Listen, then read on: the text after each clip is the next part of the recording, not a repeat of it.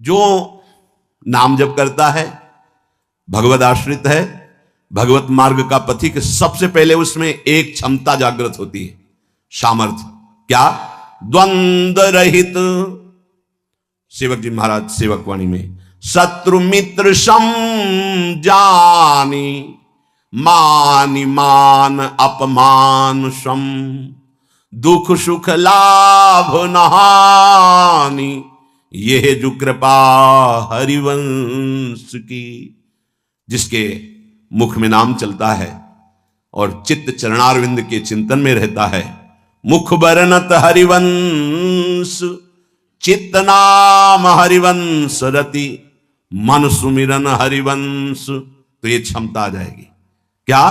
ये द्वंद्व है, शत्रु और मित्र में समान भाव, मान और अपमान में समान भाव, लाभ और हानि में समान भाव, सुख और दुख में समान भाव, निंदा और स्तुति में समान भाव। तो बोले द्वंद्व रहित, द्वंद्व विमुक्ता। ये पहली साधक की वृत्ति जागृत होती है, ध्यान रखना। अगर आपकी साधना परिपक्व अवस्था की तरफ जा रही है, आपकी साधना ठीक है, तो पहला लक्षण है तितिक्षवः, वो बहुत धैर्यवान और सहनशील होगा। सुख दुख लाभ हानि मान अपमान निंदा स्तुति, इसमें वो समान भाव रखेगा। चलो हमारी स्थिति ऐसी नहीं, लेकिन हमें सुनने को मिला तो समान भाव रखने की चेष्टा तो करें। पूज्यपाद सिउड़िया बाबा जी महाराज, यदि तुमसे कोई द्वेष करता है और तुम्हें भगवत प्राप्ति करनी, तो वो जब दिखाई दे तो उसके चरणों में प्रणाम करो। अगर पास से निकले तो राधे श्याम, वो भले ना बोले, अगर तुम ऐसा किए तो उसके बैठे हृदय में जो श्री भगवान हैं वो मिल जाएंगे तुम्हारे को।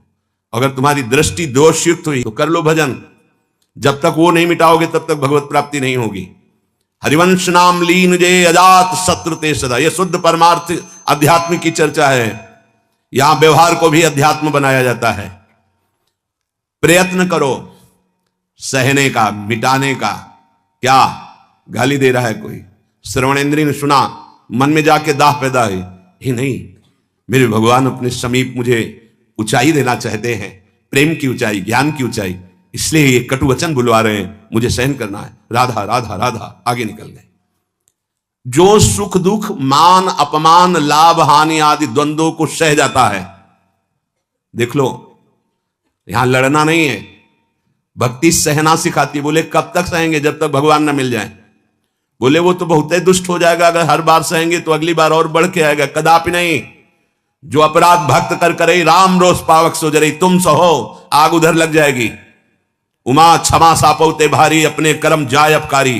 तुम अपने को बचाओ, मालिक देख रहा है, वो ऐसा हिसाब करेगा। एक नवयुवक था जिसकी देखो हंसी उड़ाता था, बहुत परेशान करता था। एक भगत जी निकले उनके छेद, तो दाढ़ी मुच्छ को लेकर बहुत उपहास किया। 2 रुपए निकाले, दिए। उसको लगा पीछे आ रहे थे आर्मी के, फिर उनका उपहास गिरा के 10-5 ला तो थप्पड़ मारे ना। वो जो 2 रुपए दिए थे ना, हिसाब हो गया। अब दोबारा उस गली में नहीं खड़ा हुआ वो। राम रोष पावक सो जरी, तुम जाओ झुक के। वो आ रहा है झुकाने वाला, किसी रूप में रौंद के रख देगा उसको, क्योंकि उसका स्वभाव ऐसी जगह हाथ डालेगा जहां हाथ जल जाएगा। ये न सोचो कि अगर हम 10 बार सह गए तो 11वीं बार वो फिर बोलेगा, बोलने लायक नहीं रहेगा। जो अपराध भक्त कर करे राम रोष पावक सो जरी, तुम्हारा कर्तव्य सहन करना और मालिक का कर्तव्य हिसाब करना। एक साधु जा रहे थे, गंगा किनारे भ्रमण कर रहे थे, तो छड़ी रखते, सोटा लंगोटा लोटा ये साधु के पास रहता है, तो सोटा लिए हुए थे और अपनी मस्ती में जा रहे थे। ऐसे पीछे धोबी कपड़ा धो धो के ऐसे सब फैलाए हुए था सूखने के लिए। उसने देखा इतनी मेहनत से तो हम धो रहे हैं, और बाबा जी रौंदता चला जा रहा है। तो जिससे धोआ वो पीटने वाला डंडा, वही दौड़ा लेके रुक्मिणी जी के पास भगवान बैठे। विनोद तत्काल सुदर्शन चक्र, फिर ऐसे शांत हो गए। तो रुक्मिणी जी ने कहा, प्रभु जरूर ये स्थिति किसी भक्त पर संकट आने पे होती है, रुक क्यों गए? बोले उसके पास लाठी थी, उसने हिसाब कर दिया। 2-3 डंडे बाबा जी ने मारे, 2-4 डंडे धोबी ने मारे, तो दोनों धोबी ही है, इसीलिए मट गए। हाँ, अगर वो सर झुका देता तो वहां द्वारिकाधीश का सुदर्शन चक्र सेकंड के कम हिस्से में उपस्थित हो जाता। सर्वव्यापी तत्व है भगवान के पार्षद, जैसे नारायण निकला और वही हरि पार्षद प्रकट हो गए। आप अगर डंडे चलाओगे ना तो हिसाब किताब आपका भारी पड़ जाएगा। अगर आपने सर झुका दिया तो वो हर समय तुम्हें देख रहा है। कोई क्षण ऐसा नहीं है, कोई जगह ऐसी नहीं जहां उसके नेत्र ना हो। हाँ, विश्व तच्चक्षुर, पूरे विश्व में उसके नेत्र विराजमान हैं। सहना सीखो, यदि आगे बढ़ना है तो सहना सीखो। हमारी बात मान लेना, अगर मान लोगे तो जान जाओगे कि इसका रहस्य क्या है। जो सह गया तो भगवान को प्राप्त हो गया। जितना सहोगे उतने महान बनते चले जाओगे। ये शिक्षा हमको एक शराबी ने दी थी। वैकुंठ धाम ब्रह्मावर्त बिठोर ले गया, एकांत में ठाकुर जी के श्री विग्रह को दिखाया और नीचे के संगमरमर को दिखाया और कहा देखो यही संगमरमर तिल तिल काटा गया, टूटा नहीं तो आज भगवान बन करके आरती होती है। ए बाबा जी बना, टूटना नहीं, चाहे जितना कष्ट आवे। सहनशीलता, सहनशील, आशय, उदार, धीरज सहित विवेकी, विवेकवान, धैर्यवान, सहनशील महात्मा होता है, चाहे गृहस्थ हो या विरक्त हो, भगवत मार्ग का पथिक। ये नाना प्रकार की कुचेष्टाएं करने पर दुखी या व्यथित होकर कुचेष्टा नहीं कर बैठता है। द्वंद्व रहित। आगे गतमान, ये जो अभिमान और ममता सर्वनाश कर देती है, भगवत मार्ग का उपासक उस अभिमान का सर्वनाश कर देता है। नहीं, किसी भी बात का अभिमान नहीं। सच्ची कहते हैं, जिस क्षण प्रभु बुलवाना ना चाहे तो एक शब्द भी नहीं आता हृदय में।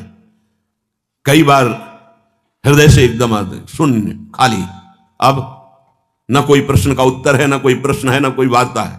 वो दे रहे हैं तो हो रही है, और वो ना दे तो का बोलने की हिम्मत नहीं है। शब्द और शास्त्र ज्ञान और व्याख्या तो अलग जाने दो, वही बुलवा रहे, वही सत चेष्टा करा रहे।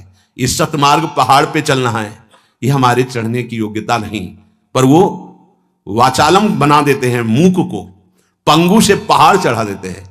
सांप का छोटा बच्चा गरुड़ को पछाड़ दे, राम कृपा हो जाए, हाँ, तो लघु ब्याल गरुड़ को खा जाए, ऐसी सामर्थ्य पैदा कर दे भगवान। सब कुछ भगवान की सामर्थ्य से सत मार्ग का होता है, सब कुछ हमारे अहंकार से असत मार्ग का होता है। अहंकार त्यागी, सत मार्ग का अनुरागी। अहंकार युक्त तो कहेगा जरूर भगवान की सामर्थ्य से हो रहा है, पर अहंकार वासनाओं का खेल खिला के पाप करेगा। तो कह रहे गतमान, ये भगवान को अधीन करने वाली आगे बात कह रहे हैं कि सुख निधान भगवान तुम्हारे अधीन क्यों नहीं हो जाएंगे यदि ऐसा करोगे। पहला, मान अपमान, दुख सुख, लाभ हानि में समान भाव।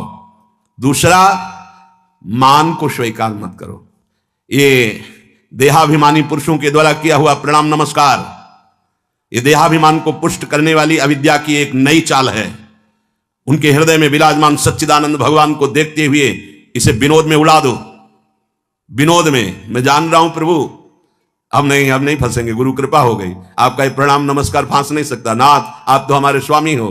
अब नहीं, लाखों प्रणाम दंडवत हो रही, लेकिन नहीं, वो तुम्हारी प्रणाम दंडवत नहीं हो रही, तुम्हें फंसाया जा रहा है। आखिरी खाई है यश कीर्ति मान। नहीं, हे सच्चिदानंद गुरुदेव, आप सब रूपों में काहे को मजाक कर रहे हो प्रभु, आप ही तो विराजमान हो नाथ, कोई नहीं फंसा पाएगा। अब हम तो बड़े भजनानंदी, हमारा बड़ा नाम हो रहा है, प्रणाम नमस्कार हो रहा, तो आगे है खाई, उसमें मुंह भरा गिर जाओ, निकल नहीं पाओगे। जैसे कंचन की खाई, कामिनी की खाई, ऐसे कीर्ति की खाई। तो गत मान, सबहि मान प्रद आपमानी, सबके चरणों में बंधन भक्ति, मेरे नाथ इन सब रूपों में विराजमान। वो प्रणाम कर रहे हैं, नमस्कार कर रहे हैं, वो जय बोल रहे हैं, ये उनकी महानता है। वो अपने हृदय की स्थिति के अनुसार बर्ताव कर। हम तो अधम जीव हैं, प्रभु की कृपा से चल रहे हैं। मेरे प्रभु सब रूपों में है, कहीं मान नहीं छुएगा, और अगर मान छू गया तो विष चढ़ गया। सम्मानम कल्याति घोर गरलम, ये मान रूपी जहर केवल गुरु कृपा से ही दूर होता है।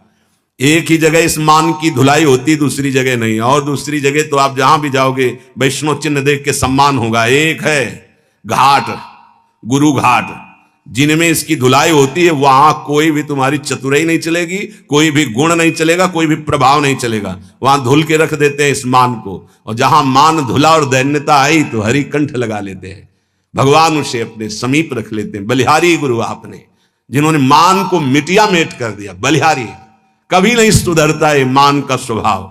ये गुरुदेव, इसीलिए गुरुदेव के हाथ का खिलौना कोई बिरला ही बनता है। अहंकार के हाथ के खिलौने तो सब बने हुए, जैसी चाबी भरता है अहंकार, वैसे ही खेल हो रहे, लेकिन कोई गुरुदेव के हाथ का खिलौना विशेष लाडला होता है। भर दी चाबी, अब उसके हृदय में खेल चल रहा है निकुंज का। मान का त्याग करा करके दैन्यता का भाव प्रकाशित करना ये प्रेमी महापुरुष सदगुरुदेव की कृपा से होता है। गतमान, आगे ज्ञानरथ। ज्ञान किस बात का? एक क्षण भी प्रभु का स्मरण न छूटे, इससे बड़ा कोई ज्ञान नहीं। बात पकड़ लो।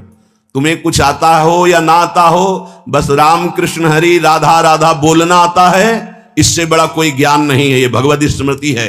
यस्य स्मरण मात्रेण जन्म संसार बंधनात् विमुच्यते नमस्तस्मै विष्णवे प्रभु विष्णवे। जिनका स्मरण मात्र जन्म मरण बंधन से मुक्त कर देता है। राधा राधा कृष्ण कृष्ण। ज्ञानरथ। जब आप नाम जप करेंगे तो स्वाभाविक, सच्ची मानिएगा, इस शरीर से प्यार खत्म हो जाता है। ये बहुत व्यवस्थित भगवान की कृपा से चलता है, पर इससे राग नहीं रहता। पुराने कपड़े से जैसे तुम्हारा कोई राग नहीं रहता, फेंक देते हो कूड़ा में, ऐसे ही इस शरीर से ज्ञान रत उपासक को कोई संबंध नहीं रहता। बिल्कुल समझ लेना। जैसे कबाड़ में पड़ी हुई गाड़ी से ध्यान आएगा, ऐसे गया, पर आपकी रति नहीं होगी क्योंकि बेकार हो गई है। ऐसे हर समय उपासक की दृष्टि में गाड़ी, ये पांच भौतिक गाड़ी, ये केवल भगवत प्राप्ति के लिए है। अगर ज्ञान प्रकट हो गया तो इससे कोई रति नहीं रहती, इससे कोई अपना शरीर का राग मिट जाना ही सब ज्ञान है। भगवान नाम में रुचि हो जाना ही सब ज्ञान है।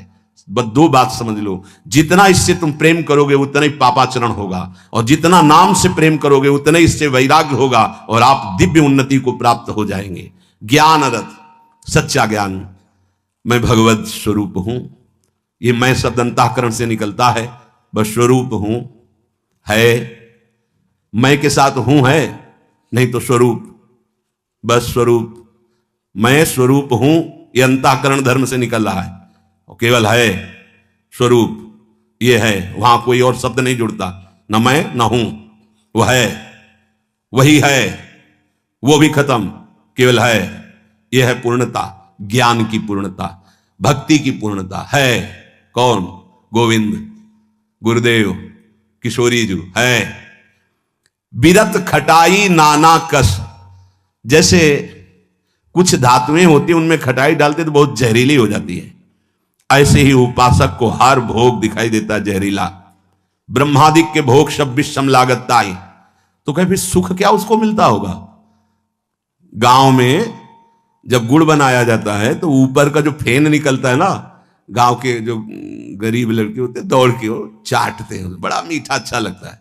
कहीं उनको रबड़ी मिल जाए तो उसकी तरफ देखेंगे क्या? नहीं देखेंगे, क्योंकि अब उससे बहुत कई गुना बढ़कर के आनंददायक वो रबड़ी मिल गई। जैसे निर्मल विशाल मृदु जल का जलाशय मिल जाए तो छोटे छोटे गंदे गड्ढों की याद नहीं आती, ऐसे सच्चिदानंद भगवान का सुख स्फुरित होता है जब, ते गंदे विषय विष की तरह दिखाई देते। ब्रह्मादिक के भोग सब विषम लागता है।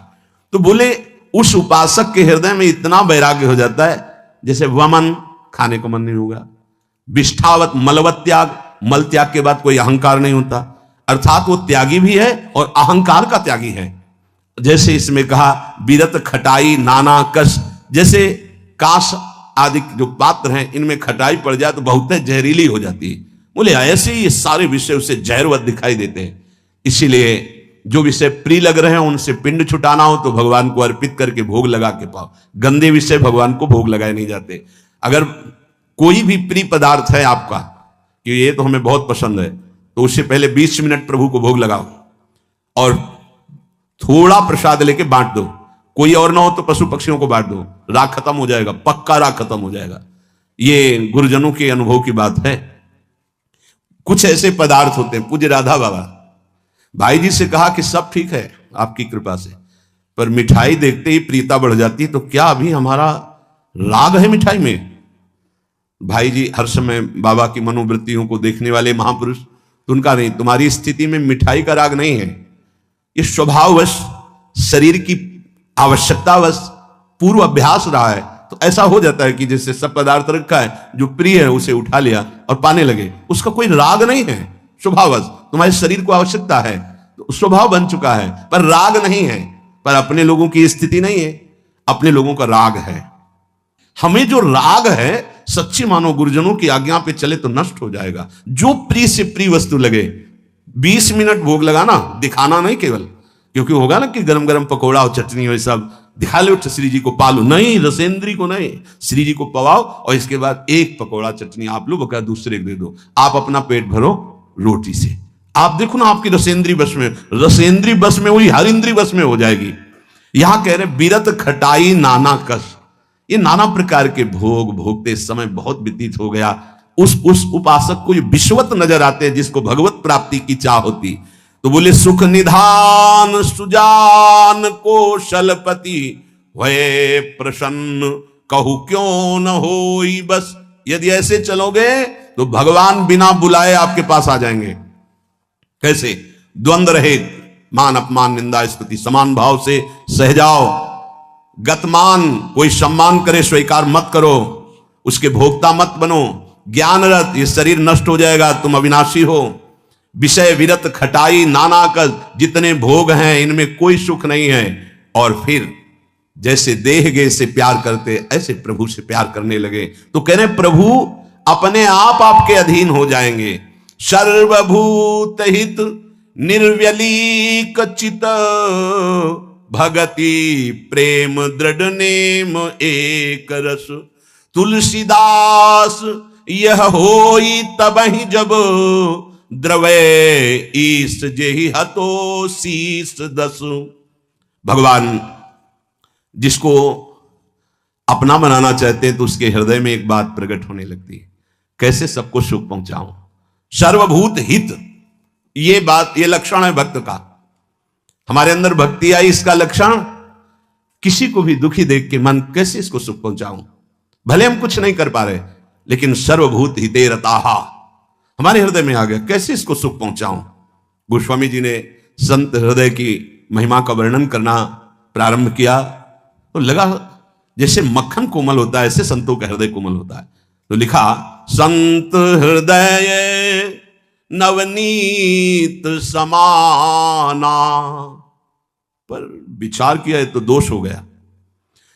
मक्खन तभी पिघलता है जब उसमें स्वयं ताप लगे, फिर तो संत की हृदय की बात गलत हो गई।